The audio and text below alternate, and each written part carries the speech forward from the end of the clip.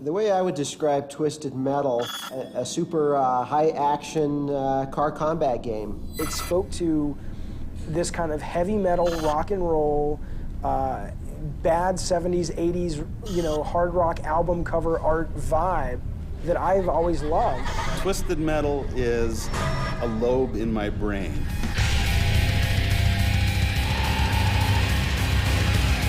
Hard rockin' car combat at its finest. Cars would drive around an imaginary city and shoot at each other.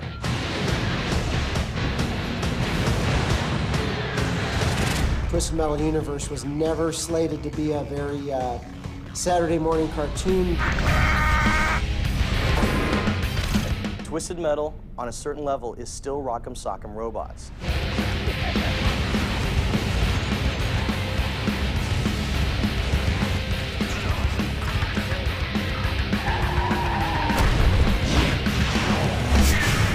There's a spirit and a soul to the Twisted Metal universe, and it's American, and it's rock and roll, and it's underdog, and it's scrappy, and it's kind of heavy metal.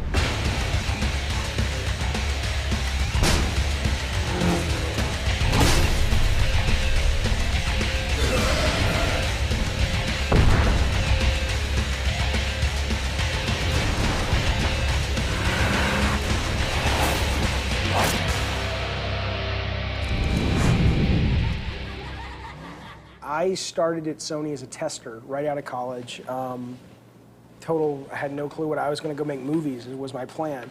And I worked on some games for Sony, and then this it was actually funny. Me and my design partner at the time were, we were kind of hanging by a thread. I mean, we pissed off all the developers we worked with. We thought we knew everything. We knew absolutely nothing. And our boss called us in when he heard about these guys in Utah who were working for the military, and he says, "Look, I remember this meeting. He's like, look, my feet are at the fire on this with you guys. It's like this is kind of your last chance. It's like, don't screw this up." My thing was when I first got into the industry, and I sat down with David Jaffe, and you know, I was coming from a very conservative engineering development environment, working with government and people that wear suits.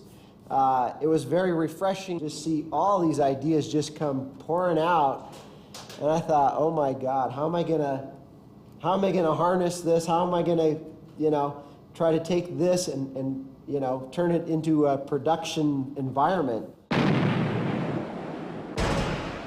We had gotten back from Utah the very first time when we saw this three-dimensional database, and we saw basically what 3D gaming could be, and we were stuck in traffic out by the LA airport.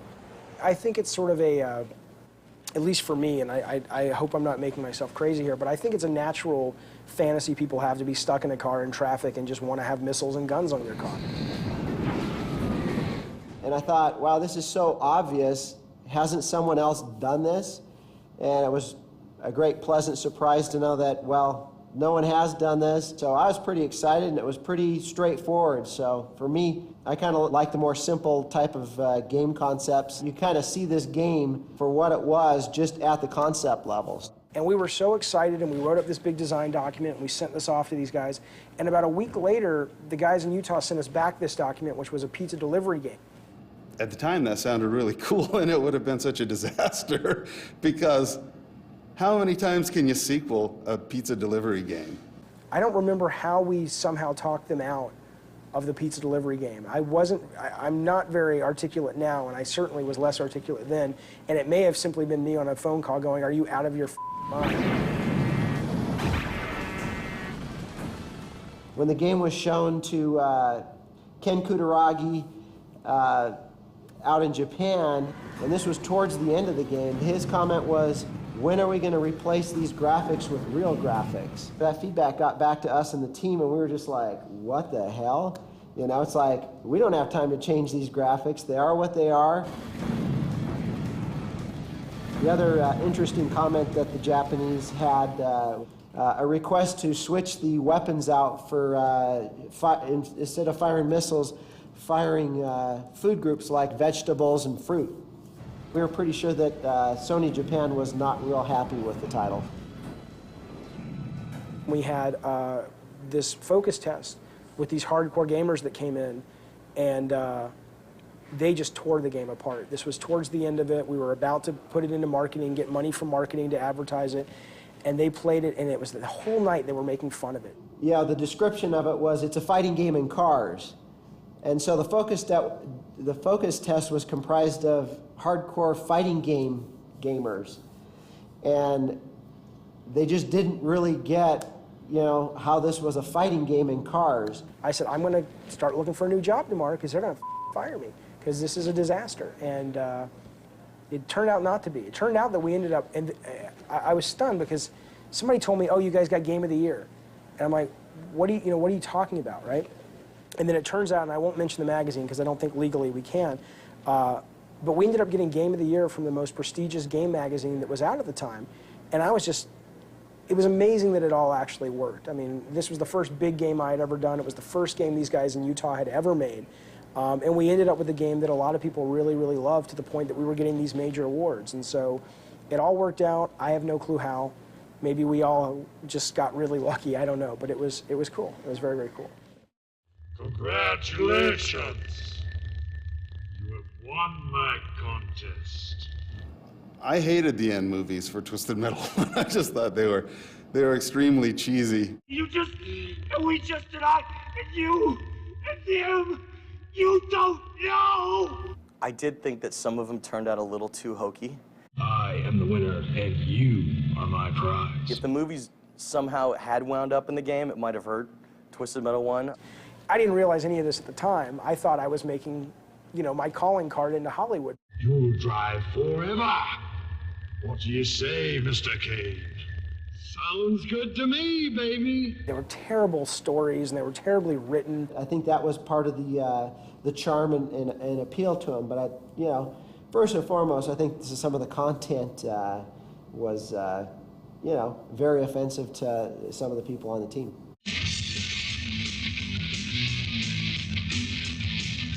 We want this! Done.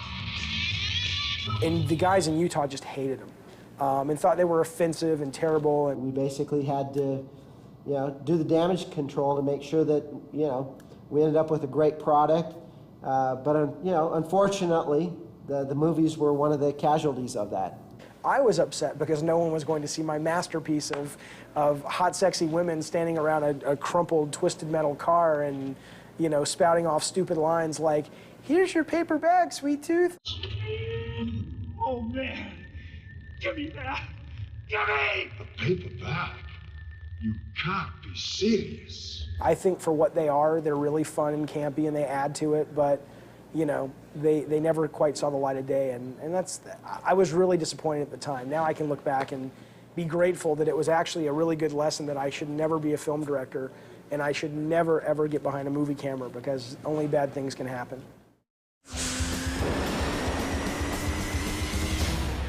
We thought Twisted Metal 1 was a flop. We didn't know if we had careers left at Sony. Luckily, it was good enough to warrant a sequel, and that's when we were able to really kind of pull out all the stops and do a lot of things that we wanted to do with the first version. We really, were excited to get into the second one because then we felt like we knew, really how to make it the game that we wanted to play. We knew that Sony wanted to do a sequel, and I know Jaffe, Michael Jackson and I were really excited to basically put in a lot of the things that we didn't do and improve on a lot of the things that really sucked in Twisted Metal 1.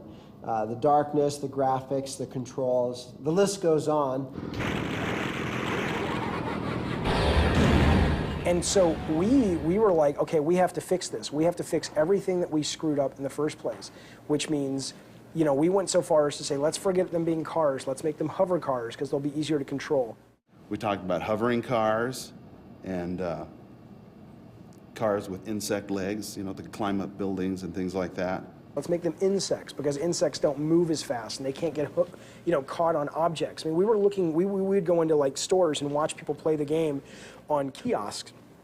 And they were banging into walls, they were going too fast, and it really wasn't a very pick up and play game. We thought that was the reason we were getting such bad focus tests and play tests. And so we were doing everything we could to sort of remedy that. We even said, let's forget the car combat, let's do missions. Like you're a car and you've got missions like, a secret agent, but you're in a car. And then the reviews started to hit, and then the sales started to come in, and then the people on what at the time were sort of the BBSs and the sort of the beginnings of the internet started to sort of write about, oh my God, this game is awesome.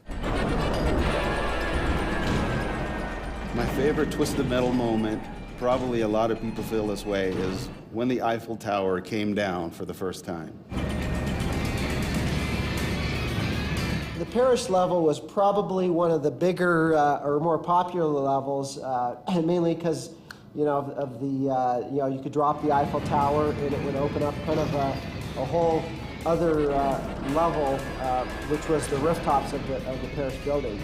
And, you know, it was something that was just such a cool level that we all wanted to try to make it work. I just kind of, you know, it was actually during a single track staff meeting that during the whole staff meeting, I just started off with kind of a grid with some angled streets and then, you know, put the Eiffel Tower. And the question was, could we afford this? It kind of became a mission for us to make this level work. I remember when you looked at the level and we started reviewing it, and I remember Jaffe saying, dude, if you could make this thing work the way that you're saying it could work, we got to do it.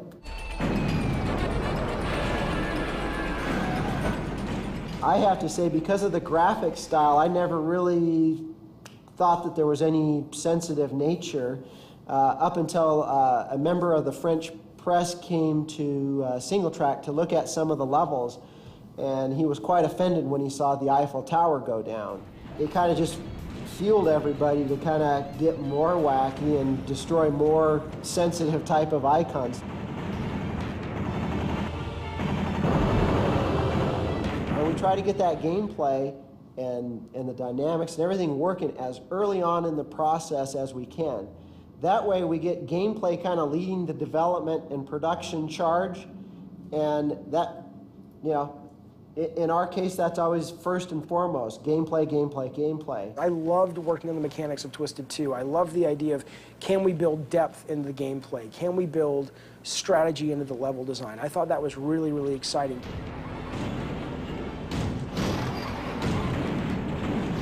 I think all those things factored into it as, you know, making it the best of the series.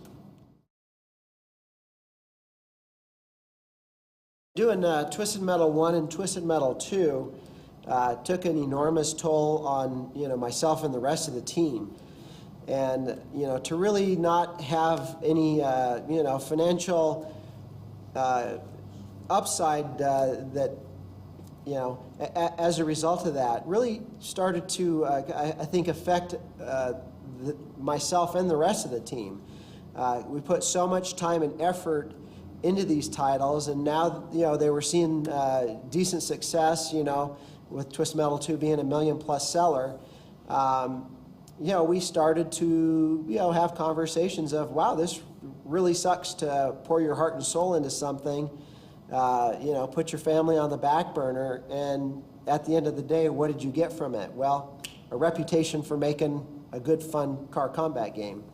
That wasn't enough. Going forward, and I think that really started the start of the exodus of a lot of us.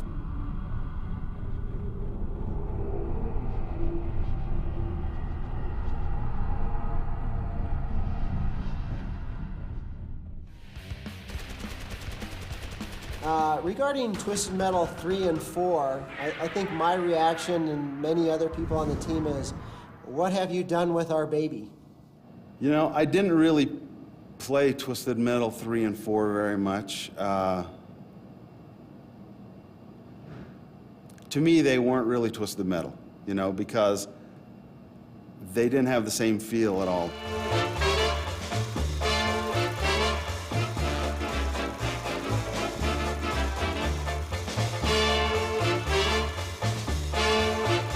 When they said that the guys from Utah weren't going to be doing Twisted 3, it was going to be the guys in San Diego, I was like, all right, you know, I'll help them out if I can, but I really, it's not that I didn't care, like, oh, screw Twisted Metal, I don't care, but I had sort of moved on, you know, so it didn't really bother me. It only bothered me once the games came out.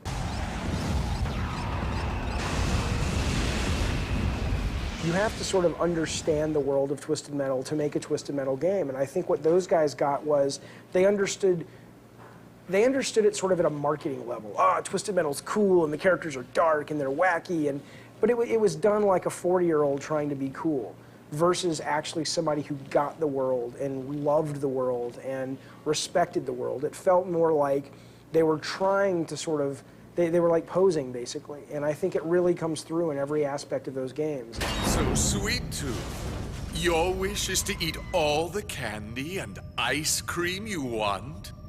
Your wish is granted. Oh, Jesus, when I saw the Sweet Tooth character design for 3 and then 4, which was Worth, I mean, he looked like a Carney Barker with these stupid neon purple pants, and it's like, what is this? Sweet Tooth is, like I've said, Sweet Tooth is me. Sweet Tooth is the darkest, most animalistic side of me, and you guys are turning him into a joke. You know, I know the guys who made 3 and 4. They're good guys. Some of them have moved on to make some really great games in the industry. But those games, you know what I'd say? By and of themselves, I think there are things in those games that are certainly cool. And there's good work in those games on every aspect, code and art and game design. That's not to say by themselves they're bad games. They're just bad Twisted Metal games. So that's when we set out to start Incognito on the new platform, PlayStation 2, with Twisted Metal Black. Black was tough because we knew we were getting the series back, me and the guys in Utah, and we knew we weren't relevant anymore. We knew that the industry had moved on. We knew that sort of what was edgy and cool in 1994, 5, and 6 was no longer edgy and cool in 2001. And so what I was in love with on Twisted Metal Black was the world, and the tone, and the characters, and the stories. Sony would let Dave do really kind of risque things. They were graphic, they were bloody, they were gory, and they weren't just made for, you know, little tiny kids that were probably never intended to play Twisted Metal, especially by Twisted Metal Black. You know, at the time, a lot of people were looking for really arcadey, bright, happy-looking games, and to make this shift to a really dark game was really sort of a gamble in a way. We knew that we were going for a totally different style. It was going to be a more mature game. We wanted to be dark and kind of foreboding. For the first time, we were important. We were feared. And feel like a dangerous world. A lot of times you think that when someone has these kind of ideas, you're thinking, are they trying too hard to be edgy and cool and not nerd-like, or do they really kind of think this way? And it really became obvious that in the case of David Jaffe, there really is some deep, dark, evil motivations that kind of, I think, spark his imagination. There were things I wanted to do in Black that they wouldn't let me do, and some of it was just so... Okay, some of it was valid, right? We had a scene with the preacher who thought he was performing an exorcism, but he was crazy. He was really being asked to perform a baptism, and so he drowns this. Well, we had this great shot of, and I have kids, right? I love kids. I'm a nice, gentle guy, but it's a fantasy, right? And in the scene, there was this great shot of him pushing this little, 5-day-old into the baptismal, into the water, and his little arms and chubby little legs are kicking around in there, and he's just like shoving the thing down there, because in his mind, he's like exorcising this demon. Sony made us cut that. Now, I understand that. That makes sense. As much as I would have liked to have seen that, I understand that. But then you know what it was? It gave people within the company an opportunity to kind of play the, aren't I noble and pious, and aren't I normal card? And it's like, you. The voice inside me was a figment of my imagination. My God, it was all in my mind. It was just an opportunity for people to act like, I want to say something and I want to make a statement. And it's like, please get the out of my kitchen. I'm trying to cook this stew. A man cannot hide from himself. There is only one path before me. A big part of making a game is just getting a visual image of what this thing's going to look like. We had a machine now that we could really do some nice graphics on, you know, take it to a different level. And this one was the first time I felt like we were really creating a universe, a place that was apart from the world, that when you go into it, you feel like you're really in a consistent, interesting world.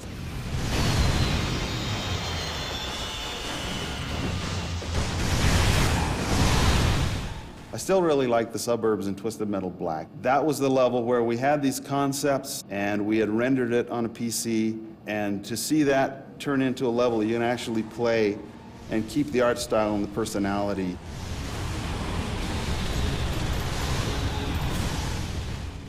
It holds a special place in my heart. I still really like that level just because of those things. I definitely don't think it's the best game in the series. I think 2 is still the best game in the series. I think, honestly, at that time, I had gotten bored of the mechanics of the series. And so what I was in love with on Twisted Metal Black was the world. And I think because of that, the gameplay actually suffered. It was too hard. It wasn't creative enough.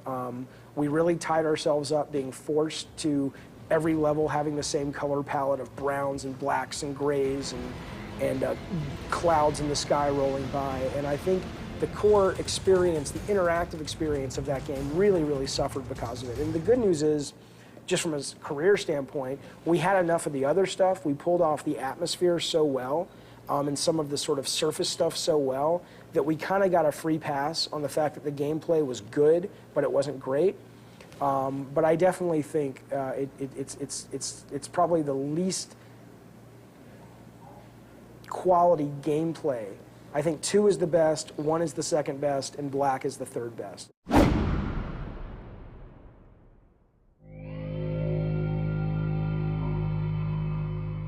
The cars would get designed first, and then characters, we would talk about cool, compelling, weird, wacky type of characters.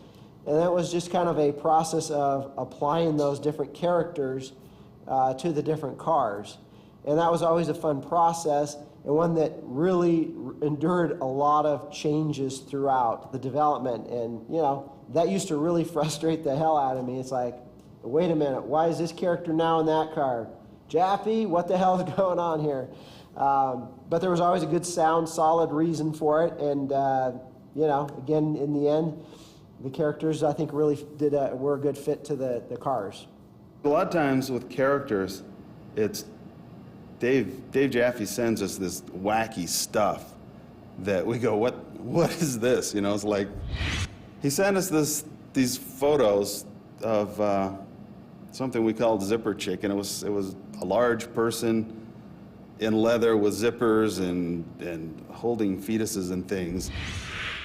My favorite character would have to be Mr. Grimm. I think my mind bent so much it snapped in two. I just really like the whole, you know, the speed of his motorcycle. He can get into and out of trouble quickly. I like his, you know, the Gatling gun sidecar is really cool. You can never go wrong with a skull helmet. I mean, Axel was, you know, tied up in those tires. In order to gain his freedom out of the huge tires that he was molded to or robotically connected to, he literally ripped his arms out of the tires. We had some dripping blood, some disgusting sound, and I just never thought we were going to get away with it. Oh my God! I am a free man, and you are no longer my father. There was a character that was named Scott Campbell in the game, and he was the driver of Spectre. I was pretty stoked about the character. In fact, I really didn't even know that he was going to be called Scott Campbell until I saw it show up. You know, it's kind of a surprise, always usually a pleasant surprise when you find out, wow, I wonder what the backstory is on this one. I love Sweet Tooth.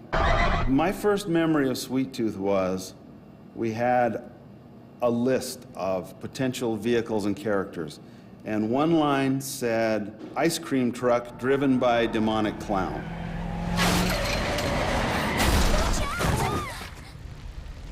Here's where Sweet Tooth, I think, came from now. At 36 years old, I can tell you. So I actually spoke to a therapist about this several years ago, and I said, okay, Kratos, who's a character I had a huge hand in creating from God of War, and Sweet Tooth, who's a character I had a huge hand in creating for Twisted Metal. both of these characters are testosterone-fueled, aggressive, animalistic. They take exactly what they want when they want it.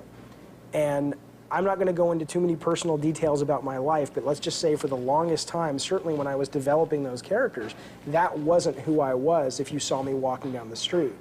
But I can promise you that that's who I was underneath the surface. As much as I had those old urges of mine, I kept them to myself for the moment. It's interesting how who you really are and what you really want ends up coming out in your creative work. That was such a revelation to me when I realized that I realized that Jesus, Sweet Tooth is me. You know, Kratos is me. You know, that was both terrifying and very, very exciting.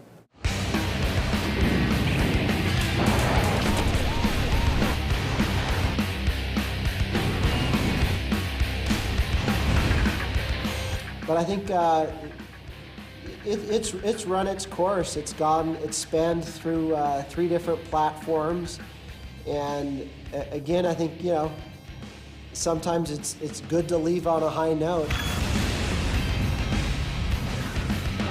We know that it entertained a lot of people. We know it kept a lot of people up late. Anytime a game does not have good characters and good stories, you just end up with a lousy game. We need to find what is going to spark something, you know, that gets people interested in a genre again. The spark will come back, and we'll have a lot of really cool new ideas. I would hate to say that it's farewell. I hope down the road, you know, maybe someday we'll see it made into a movie. I don't think we're the kind of beloved series that really goes down in sort of gaming history as like, oh my God, that's one of the best games ever. But I love that position for this series. I think that's what the series, it feels pure to me. It feels like that's what it's meant to be. And when it resonates with those kinds of people, that makes me really, really happy. There's a lot of hardcore fans of the series, and they'll write to us and they'll call us and tell us all this stuff that we don't know. My favorite Twisted Metal level? I'd have to say it's Moscow and Twisted Metal 2. There's something about the balance in there. There's not enough weapons. There needs to be more weapons, but something about that ball design is freaking nice and balanced. We've been really fortunate that we've had great fans and lots of excitement, you know, in the marketplace for our stuff, and that just makes it all worthwhile.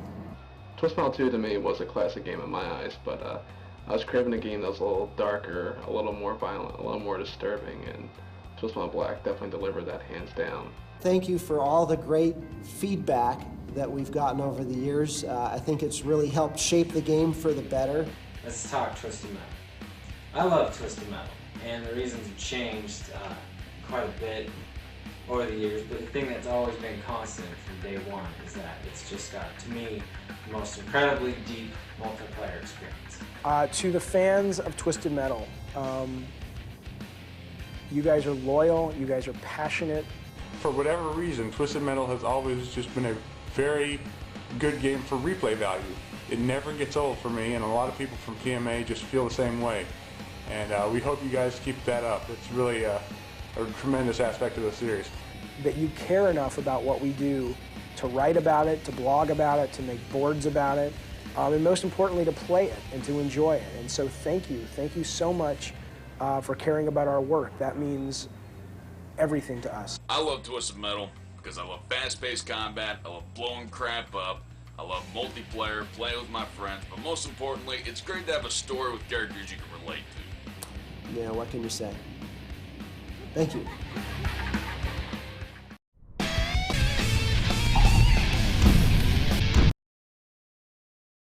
Let the winner in.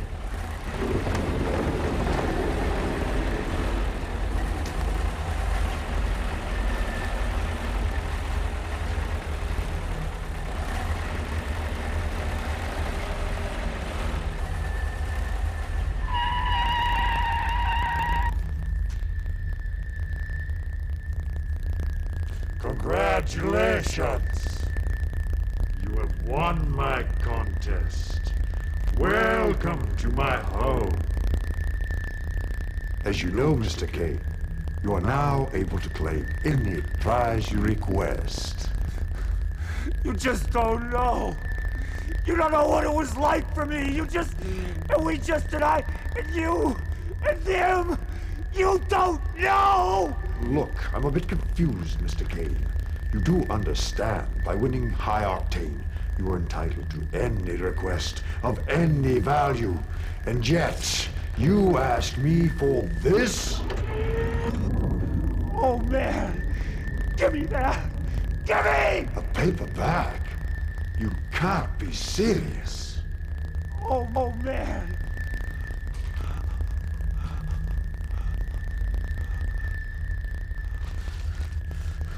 Down! Down! You get down the street! You said it would be easy. Do you know what they did? Do you? Now it's my turn. It's my world. It's my word. It's my turn. It's my day. Boo.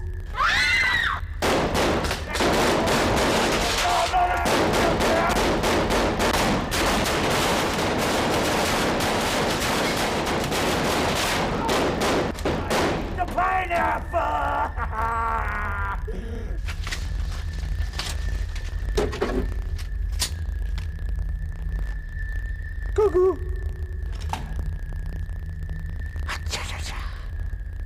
Young lady, I owe you a debt of gratitude. You are welcome to stay in my realm for as long as you desire. You guys are both sick. I'm getting out of here, and I'm taking your truck.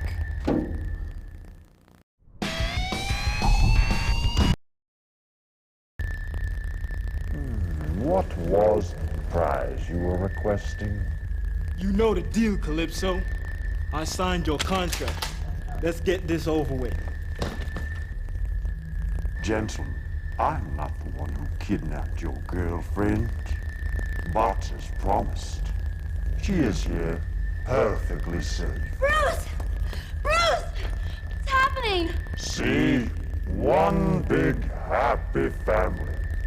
And just to show you how much I care, I've even done you the favor of bringing your real enemy directly to you. What am I doing here?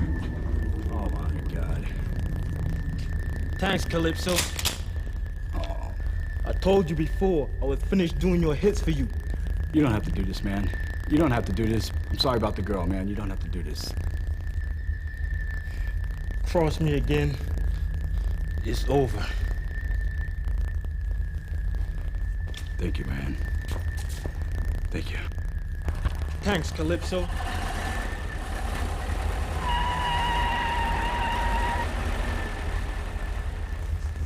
That was anticlimactic. Oh my God.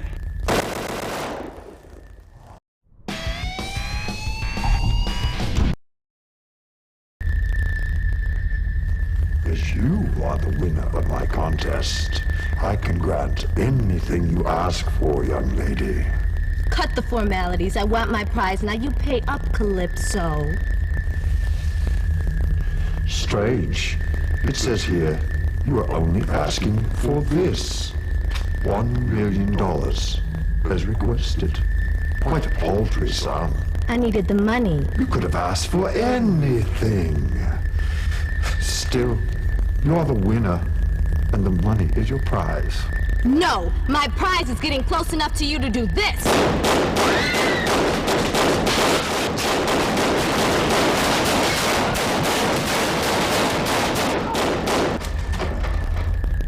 I've been paid by the people of LA to take you out, Calypso.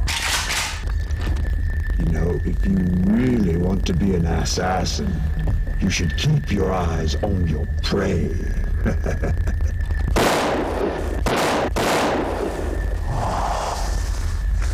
Much better.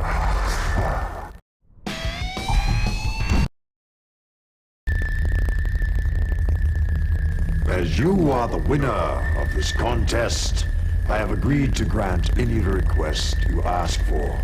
And yet, you've asked for nothing. Well, I just... Well, actually, sir, I really wanted just another chance to drive. My God, you killed everyone. You suddenly don't drive like a man who has nothing to gain. The way you took out your own son. Oh, that was one of the best kills I've seen in the last 10 years. It's hard to believe you're really the father of that psychotic clown in the ice cream truck. Your driving skills are vastly superior. Come now, Mr. Kane. You must want something. Soon, as you can probably tell, I'm going to pass along. I just wanted one more shot. What if I told you there was no need to move on? No need to ever die? What do you mean? I have many abilities, Mr. Kane. Many powers.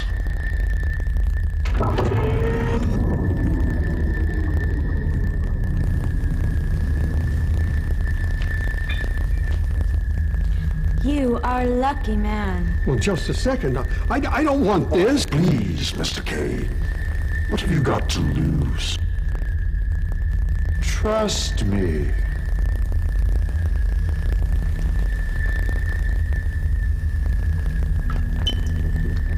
Oh, that's strange. It tastes like...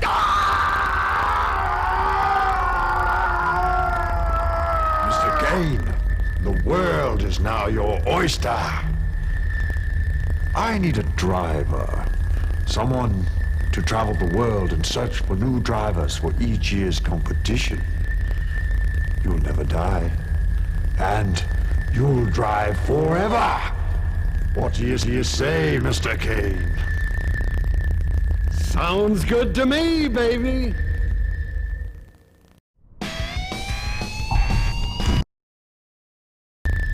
As winner of my competition, I shall grant to you anything you request. Let's see what you've come asking for. I already turned in my contract, Calypso. You should know what I want. The jungle rules of South America. You were a commander for the Allied troops. What was that, 5 years ago? 4.5. Now you want to go back in time. Set things straight. An interesting request. I lost them all. 25 good men, and I sent them straight into an enemy trap. I want a second chance, Calypso. Word is, you can give me that. I wonder if you really know what it means to go back in time. Really to go back. Damn it, I don't need a lecture. I need to save my men. I need more time. I can give you time, but to go back and to Give me what I want. Give me what I earned. I won.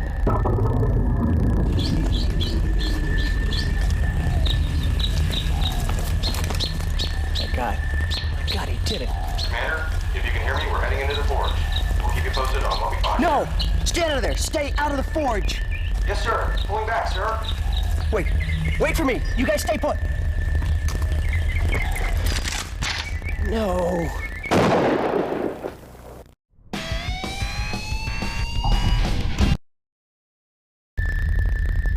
As you well know, any prize you request will be yours. Did you get a chance to read over my request? I did. Here's your answer. Here is your future. This is it? This is gonna bring me back to life? It will. Back to the wife you left behind.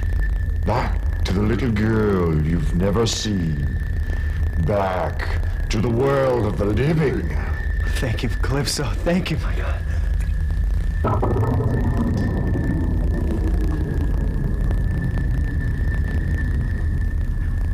What's happening? You're being born again.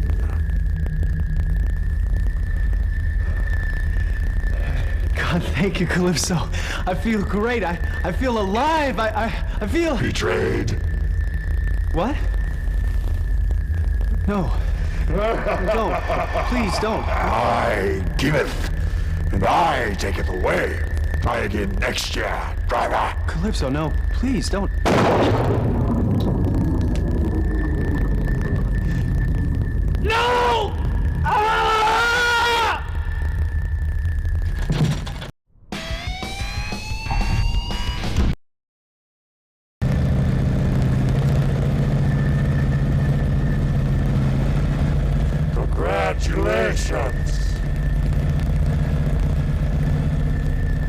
won my contest. Welcome to my home. Greetings, Calypso. As you well know, any prize you request will be yours. I am the winner, and you are my prize. I want your soul. No! No! It's not time! No! We made a deal! There will be no deal this time. No! It is not time! No! No! Ah!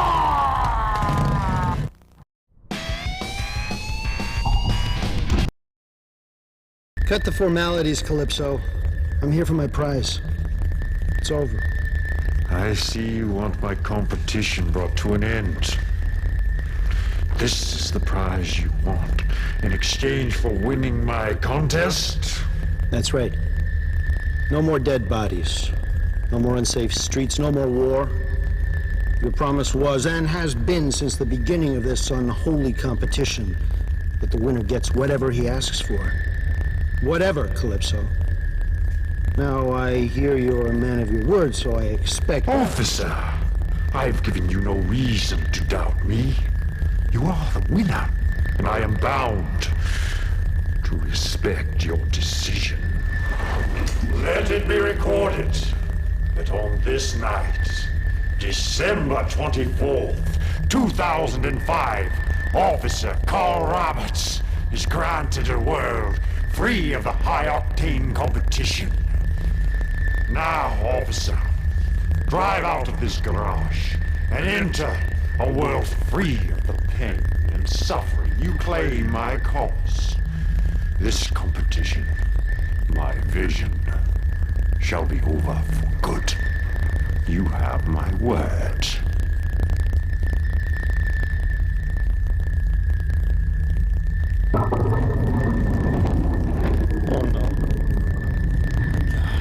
Welcome to your new world, officer.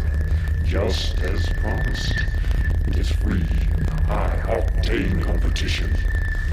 And everything else. Enjoy! Calypso! No!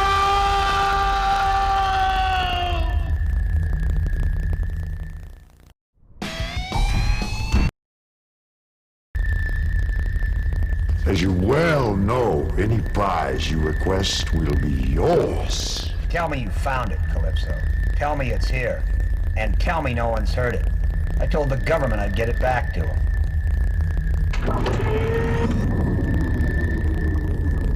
Why is it so important for you to keep the public in the dark? Wouldn't it be more fun to simply drop it on the 11 o'clock news and let the people go wild? You know what you have there? That box contains information that's priceless. The world will never be able to know. And trust me, you let that box go, you'll never get out the front door of this hellhole. You saw what I did to that traitor in the sports car. I blew him away. Believe me, Commander, I'm not the one in danger here. Just ask the precious strike team you sent to kill me if I didn't cooperate.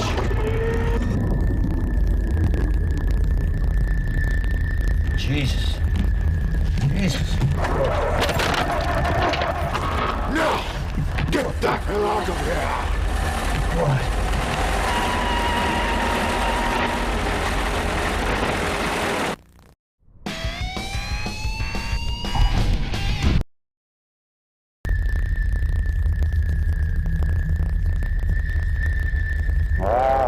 Mr. Ash, let's see what you've come asking for.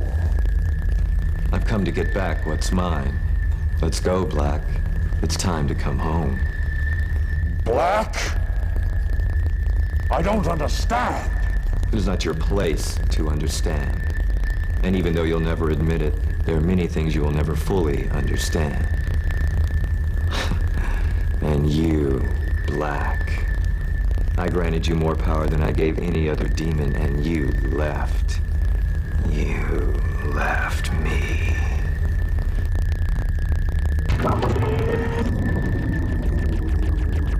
No! Black! Where are you going? No! What are you doing with Black?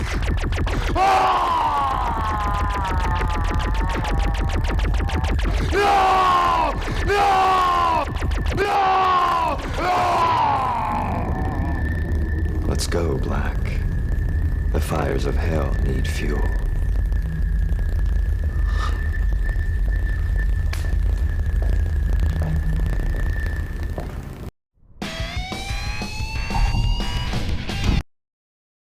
Let's see what you've come asking for. Ah, this one, definitely one of the most interesting requests I have ever gotten. To tell you the truth, agents, it made a true believer out of me. God, you've got it. You've actually got the box. Well, yes. Pan West Flight 1745 en route to Paris, France. Marker bearing 239er. Condition green, 70 miles visibility. No way, man. She was looking at me. I was just... My God. What is that? What the hell is that? Andy, look at that. Some sort of weather balloon, maybe. It's not coming up on radar. No, I'm gonna have to call this one in. Hang on. Paris Tower, this is Pan West Flight 1745. We seem to have a situation here. It's some sort of craft. I think I want to report it to UF. Jesus! Pull up now! That's a valuable piece of information you've got there. The commander competed valiantly and died trying to keep you from getting it. Well, that's the U.S. government for you. People need to know about this stuff. Thanks, Calypso.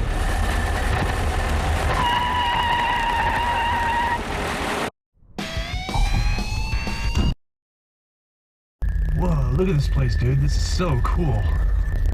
Check out all the babes. That was excellent fighting there at the end. Now, it is time for you both to be rewarded. You have requested nothing. You are aware, as victors of a high-octane competition, I shall grant anything you ask for. Anything? You're pulling my chain. Shut up, dude. They got guns. Well, so do we. Well, what'll it be?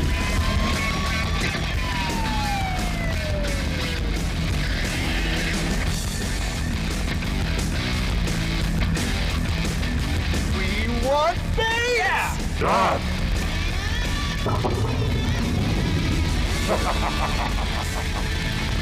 Hi, guys! Let's go, man. Let's go now. This is so cool.